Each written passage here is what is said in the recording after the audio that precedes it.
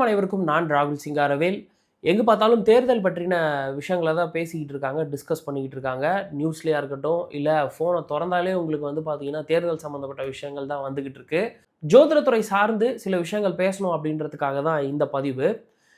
எனக்கு தெரிந்த ஜோதிடர்கள், நான் பார்க்கக்கூடிய சில ஜோதிடர்கள், அவங்க என்ன ப்ரெடிக்ஷன்ஸ் கொடுத்துருந்தாங்க இந்த எலெக்ஷனை பற்றி அப்படின்றத இந்த பதிவில் பார்க்க போகிறோம். அது எந்த அளவுக்கு ஒத்து போயிருக்குது, ரியாலிட்டியோட இப்போ நடந்த நிகழ்வோடு எந்த அளவுக்கு அது ஒத்து போயிருக்கு அப்படின்றதையும் பார்க்க போகிறோம். உங்கள் எல்லாருக்குமே நல்லாவே தெரியும், நான் ப்ரெடிக்ஷனை ஆதரிக்காத ஒரு நபர். ஜாதகம், பிறப்பு ஜாதகம் என்பது கைடன்ஸ்க்கு தான் பயன்படுதே தவிர ஒரு நிகழ்வை ப்ரெடிக்ட் பண்ணுவதற்கு, தலையெழுத்தை தீர்மானிப்பதற்கு பிறப்பு ஜாதகம் பயன்படாது அப்படின்ற ஸ்டாண்டில் நான் ரொம்ப தெளிவாக இருக்கேன் அப்படின்றது உங்கள் எல்லாருக்குமே தெரியும். பட் ஆனால் இங்கே பிறப்பு ஜாதகத்தின் அடிப்படையில் யார் அடுத்த சிஎம்மாக வருவாங்க அப்படின்னு சில கணிப்புகள் நடந்திருக்கு. அது எந்த அளவுக்கு க்ளோஸ் டு ரியாலிட்டியாக இருக்குது அப்படின்றத பார்க்கலாம். அதுக்கு முன்னாடி ப்ரெடிக்ஷன் கரெக்டு தான் அப்படின்னு சொல்லி விடாமுயற்சியோட ரொம்ப ஸ்ட்ராங்காக இதுதான்ப்பா கரெக்டு, நாங்கள் போகிற பாதை கரெக்டு தான் அப்படின்னு சொல்லி ரொம்ப ஸ்ட்ராங்காக சிலர் வந்து ப்ரெடிக்ஷனை ஃபாலோ பண்ணுறீங்க, ப்ரெடிக்டும் பண்ணுறீங்க. அவ்வப்போது ப்ரெடிக்ஷன் தப்பாகும் போது வரக்கூடிய அவமானத்தையும் பெருசாக பாதர் பண்ணாமல் நாங்கள் போகிற பாதை கரெக்டு தான் அப்படின்னு ரொம்ப ஸ்ட்ராங்காக போகக்கூடிய அன்பர்கள் எல்லாருக்குமே என்னோடய வாழ்த்துக்கள். நீங்கள் போகும் பாதை சரியாக இருக்கும் பட்சத்தில் ஆண்டவன் உங்களுக்கு எல்லாத்தையுமே தரட்டும். சரி, இன்றைக்கி நம்ம ஒரு 4 ஜோதிடர்களை உதாரணமாக எடுத்துக்க போகிறோம். அண்ட் இவங்களோட ப்ரெடிக்ஷன்ஸ் தான் ஃபோனில், இன்ஸ்டாகிராமில், யூடியூப்பில் எல்லா இடங்கள்லையுமே அதிகம் பரவலாக பேசப்பட்ட ப்ரெடிக்ஷனும் கூட. இதில் முதல்ல இருக்கக்கூடிய நபர் யார் அப்படின்னு நீங்கள் பார்த்தீங்கன்னா ஐயா திரு ஷெல்வி அவர்கள். திரு ஷெல்வி அவர்கள் ஷோராக, கரெக்டாக, ப்ரிசைஸாக வந்து இதுதான் நம்பர், இவர் தான் சிஎம் ஆவார் அப்படின்ற மாதிரி ஸ்ட்ராங்காக எந்த இடத்துலையும் சொல்லலை. மாறா கலவையான ஒரு ப்ரெடிக்ஷனாக தான் நம்மளால் அதை பார்க்க முடியுது. மேலும் அவர் வந்து யார் சிஎம் ஆவா அப்படின்றத விட இவரெலாம் ஏன் ஆகக்கூடாது அப்படின்ற மாதிரி நிறைய விஷயங்கள் பேசியிருந்தார். அண்ட் அது மட்டும் இல்லாமல் எத்தனை சீட்டு அப்படின்றதுக்குள்ளே பெருசாக போகாமல் பர்சன்டேஜ்லேயே அழகாக அதை ஹேண்டில் பண்ணியிருந்தார். 10% வாங்குவார், 15ன்னு சொன்னார், அப்புறம் 20ன்னு சொன்னார், அவன் 25 தாண்டிட்டான்னு சொன்னார். ஸோ இந்த மாதிரி பர்சன்டேஜ்லேயே அவர் நிறைய விஷயம் சொன்னார். பட் ஆனால் ஒரு ஸ்ட்ராங்கான ப்ரெடிக்ஷன், இவர் தாங்க வருவார், இதுதான் அடுத்து நடக்க போகுது அப்படின்ற மாதிரியான விஷயங்களை அவர் சொல்லலை. அடுத்தபடியாக கொண்டரங்கி தனசேகரன் ஐயா அவர்கள். ஐயா அவர்கள் ரொம்ப ஸ்ட்ராங்காக இதுதாங்க சீட்டு, இதுதான் நம்பரு, இவங்க தான் வந்து சிஎம் ஆவதற்கான வாய்ப்பு இருக்குது அப்படின்னு சொல்லி திமுகவுக்கு அவரோட ப்ரெடிக்ஷன்ஸை கொடுத்துருந்தாரு. ஸ்டாலின் ஐயா அவர்கள் தான் வந்து சிஎம் ஆவார் அப்படின்னு சொல்லி அவரோட ப்ரெடிக்ஷன் அவர் கொடுத்துருந்தாரு. இதே போல் எக்ஸாக்டாக ரொம்ப சிமிலராக இந்த நம்பர்ஸ் தாங்க, இவர் தாங்க முதல்வர், ஸ்டாலின் ஐயா தான் முதல்வர், திமுக தான் வரப்போகுது அப்படின்னு சொல்லி திரு பாலாஜி ஹாசனும் கொடுத்துருந்தாங்க. இவங்க 2 பேரோட ப்ரெடிக்ஷனுமே வந்து பார்த்திங்கன்னா அட்டர் ஃபெயிலியராக போயிடுச்சு. அதுக்கு நேர் ஆப்போசிட்டாக யாருமே எதிர்பார்க்காத ஒரு நிகழ்வு தான் இப்போது நடந்திருக்கு. இந்த கணிப்பு தப்பாக போனதுக்கப்புறம் நம்ம என்ன வேணாலும் இட்டுக்கட்டி சாக்கு சொல்லலாம். ஐயா திரு கொண்டரங்கி தனசேகர் அவர் சொல்லியிருந்தார், என்கிட்ட அவரோட டீட்டெயில்ஸ் ப்ராப்பராக இல்லைங்க, நானே வந்து இன்னொருத்தர் சொன்னதை வச்சு தான் நான் சொன்னேன், இன்னொருத்தர் வந்து சொன்ன டேட் ஆஃப் பர்த் டீட்டெயில்ஸு அந்த ஜாதகத்தின் அடிப்படையில் தான் நான் கணிச்சேன், அதனால் தப்பாயிடுச்சுன்னு சொன்னார். அப்புறம் திரு பாலாஜி ஹாசன் அவர்கள், அவர் வந்து ஒரு ஆஸ்தான ஜோதிடர், குறிப்பாக திமுகவில் அம்மையார் துர்கா ஸ்டாலினோட ஆஸ்தான ஜோதிடர் அப்படின்னு சொல்லி பரவலாக வெளியே எல்லாருக்குமே அது தெரியும். அண்ட் திரு ஸ்டாலின் அவர்களோட ஜாதகம் அவர்கிட்ட இருக்குது, இல்லாமல் கிடையாது. ஸோ மற்றவங்கள மாதிரி நாங்கள் ரேண்டமாக பார்த்து கணிச்சோங்க, தோராயமாக கணிச்சோம் அப்படின்ற மாதிரி அவர் சொல்ல முடியாது. திமுக தோல்வி அடையும் அப்படின்றதையும் அவர் எங்கேயுமே கணிக்கல. மேலும் ஸ்டாலின் அவர்கள் தோப்பார், ஸ்டாலினோட ஜாதகம் அவர் கையில் இருக்குது, ஸ்டாலின் அவர்கள் தோற்பார் அப்படின்ற மாதிரியான விஷயங்களையும் அவர் எங்கேயுமே பேச கிடையாது. மாறா ஒரு மாபெரும் வெற்றியை தான் அவர் வந்து கணித்திருந்தார். இது பார்க்கக்கூடிய மக்கள் ஒரு விஷயத்தை தெரிஞ்சுக்கோங்க, இவங்க தப்பாக சொல்லிட்டாங்க, இதுதான் சான்ஸ்னு அவங்க மேலே சேர்த்த வாரி இறைக்கிறது என்னோட இன்டென்ஷன் கிடையாது. இந்த பதிவின் மூலியமாக நான் மக்களுக்கு சொல்லக்கூடியது, என்ன ப்ரெடிக்ஷனை நோக்கி சிலர் இழுக்கிறீங்க இல்லையா, சார் இவ்வளோ சொல்கிறீங்களே இதையும் சொல்லுங்களேன், இதெல்லாம் கரெக்டாக சொல்கிறீங்களே, இந்த ரூல்லாம் கரெக்டாக மேட்ச் ஆகுது, அப்போ ஏன் நீங்கள் கால நிர்ணயம் பண்ண மாட்டீங்க, ஏன் நிகழ்வுகளை ப்ரெடிக்ட் பண்ண மாட்டீங்க அப்படின்னு சொல்லி கேட்குறீங்க. என் கோட்பாடு வேற, திரு பாலாஜி ஹாசன் அவர்கள், திரு கொண்டரங்கி தனசேகர் அவர்கள், ஐயா ஷெல்வி அவர்கள் மாதிரியான ஆட்களோட கோட்பாடு வேற. ஸோ நான் கோட்பாடு ரீதியாக தான் மாறுபடுறேன். மேலும் நான் பல தடவை சொல்லிட்டேன், ப்ரெடிக்ஷன் அப்படின்றது எதற்கும் பயன்படாது, அது பெரும்பாலான சமயங்களில் தவறாக போவதற்கான வாய்ப்பு இருக்குது, அது ஒரு அனுமானம் மட்டும்தான் அப்படின்னு சொல்லி பல இடங்களில் நான் பதிவு பண்ணியிருக்கிறேன். பல பதிவுகள் நான் நம்ம சேனல்லே பேசியிருக்கிறேன். பட் அப்படி இருந்தும் என்ன ப்ரெடிக்ஷனை நோக்கி இழுக்கக்கூடிய, ப்ரெடிக்ஷனை என்னை கேட்டு தொந்தரவு பண்ணக்கூடிய அன்பர்கள் உங்களுக்கு புரிய வைக்கிறதுக்கு எனக்கு இது ஒரு சந்தர்ப்பமாக தான் நான் பார்க்குறேனே தவிர, இதுதான் சான்ஸு அப்படின்னு திரு பாலாஜி ஹாசன் அவர்கள் மேலேயோ இல்லை ஐயா திரு கொண்டரங்கி தனசேகர மேலே அவர்களையோ அவங்க மேலெல்லாம் நான் சேர்த்த வாரி இறக்கணும் அப்படின்றது என்னோட இன்டென்ஷன் கிடையவே கிடையாது.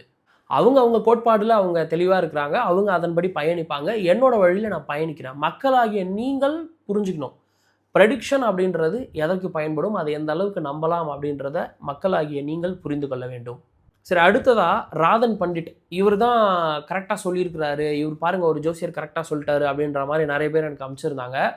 நல்லா புரிஞ்சுக்கோங்க, இப்போ கலை யதார்த்தம் இன்றைக்கி வந்து பார்த்தீங்கன்னா மே 5ஆம் தேதி மத்தியானம் வந்து ஒரு 2 மணிக்கு இந்த வீடியோ நான் ரெக்கார்ட் பண்ணிகிட்டு இருக்கேன். இப்போ கலை யதார்த்தத்தின்படி யாருக்குமே மெஜாரிட்டி கிடைக்கல, யாருமே தமிழ்நாட்டில் ஆட்சி கொள்ள முடியாது, ஒரு கவர்மெண்ட்டை ஃபார்ம் பண்ண முடியாது. Nobody has the majority. அந்த நம்பர்ஸ் வேணாலும் நான் இங்கே போடுறேன் பாருங்கள். இன்றைக்கி அன்பர்கள் சிலர் சொல்கிறாங்க, திரு விஜய் அவர்கள் சின்ன சின்ன கட்சிகள் சிலது இருக்குது அதெல்லாம் கூட்டு சேர்த்துக்கிட்டாரு அப்படின்னா இன்னொரு 11 சீட் இருந்தால் போதும் அவர் ஆட்சி அமைச்சிருவார் அப்படின்ற மாதிரி சில அன்பர்கள் சொல்கிறீங்க. நல்லா புரிஞ்சுக்கோங்க, 20 சீட்டு கம்மியாக திரு விஜய் போகிறாரு, 10, 11லாம் போய் டைட்டாக நிற்கிறாரு அப்படின்னா அந்த ஆட்சி எப்போ வேணாலும் கவிழ்வதற்கான வாய்ப்பு இருக்குது. ஜஸ்ட் பார்டர் பாஸ் எல்லாம் நம்ம ஆக முடியாது தேர்தலில். அப்படி ஆனோம்னா எப்போ வேணாலும் நம்மளை கவுத்து விட்டுருவாங்க. ஸோ மினிமம் 20 சீட் இருந்தால் மட்டும்தான் திரு விஜய் அவர்கள் சிஎம் சீட்டில் பீஸ்ஃபுல்லாக ஒரு 5 வருஷம் உட்கார முடியும். அதற்கு இப்போதைக்கு வழிவகை செய்வதற்கான வாய்ப்பு யார்கிட்ட இருக்குன்னா அனைத்து இந்திய அண்ணா திராவிட முன்னேற்ற கழகம். அவங்க நினச்சாங்கன்னா ஒரு 5 வருஷம் பீஸ்ஃபுல்லாக திரு விஜய் அவர்கள் சிஎம் சீட்டில் உட்கார முடியும். இல்லைனா திரு விஜய் அவர்களால் பீஸ்ஃபுல்லாக சிஎம் சீட்டில் உட்கார முடியாது. அப்படியே உட்காரலான்னு போகும்போது டபக்குன்னு அவனாவது கீழே பிடிச்சி தள்ளி விட்டுருவான். ஸோ இந்த மாதிரி பிரச்சனைகள்லாம் நிறைய இருக்குது. திரு ராதன் பண்டிட் அவர்கள் ஷார்ட்டாக 150 சீட்டு மேலே நாங்கள் ஜெயிப்போம், அது மட்டும் இல்லாமல் 50% வாக்குகள் நாங்கள் பெறுவோம் அப்படின்னு சொல்லி ரொம்ப போல்டாக ஒரு ஸ்டேட்மெண்ட் விட்டார். 50% இது வரைக்கும் தமிழ்நாட்டில் யாராவது வாங்கியிருக்காங்களா அப்படின்னு பார்த்தோம்னா எனக்கு தெரிஞ்சு அதிகபட்சமாக எம்ஜிஆர் 34, 35, 33 அவ்வளோதான் நினைக்கிறேன் நான். ஸோ 50% வாக்குகள்லாம் அப்படிலாம் தமிழக மக்களை எந்த அரசியல்வாதியுமே கன்வின்ஸ் பண்ணதே கிடையாது. இப்போவும் பாதி தமிழகத்துக்கு மேலே தாவேக்கா எங்களுக்கு வேணாம், எங்களுக்கு திமுக அதிமுகவே ஓகே அப்படின்ற மாதிரி தான் ஓட்டு போட்டிருக்காங்க. இப்போவும் பெரும்பாலான சமூகம் அந்த திராவிட கட்சிகள் தான் எங்களுக்கு ஓகே அப்படின்ற மாதிரி தான் ஓட்டு போட்டிருக்காங்க. கலை யதார்த்தம் அதுதான். திரு ராதன் பண்டிட் அவர்கள் அதுக்கு நேர் எதிராக நாங்கள் வந்து 50% ஜெயிப்போம், நாங்கள் வந்து 150 சீட் அடிப்போம் அப்படின்ற மாதிரி பயங்கர ஃப்ளாஷியாக ஒரு ப்ரெடிக்ஷனை கொடுத்துருந்தாரு.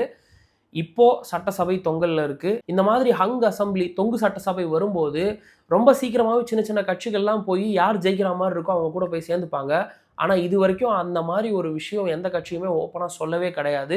இந்த மாதிரி ஒரு இக்கட்டான சூழல்ல தமிழக அரசியல் களம் இருக்கும்போது இப்படி 50% வாக்குகளை வாங்குவாங்க, 150 சீட் ஜெயிப்பாங்க அப்படின்றது ஒரு தவறான கணிப்பாக தான் நம்ம எடுத்துக்க முடியும்.